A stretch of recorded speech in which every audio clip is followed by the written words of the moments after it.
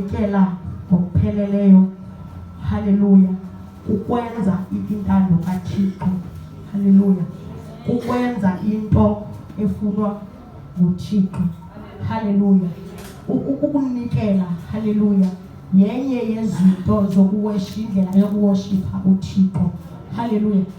Ithi apha zinikeleni ngokupheleleyo, haleluya.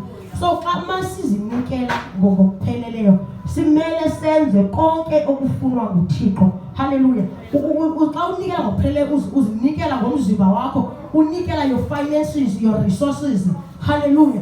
Ithi iBhayibhile uAbraham kwathiwa makayonikela ngonyana wakhe, haleluya. Loo nto ithetha ukuthi uqala ngozinikela yena qala, haleluya.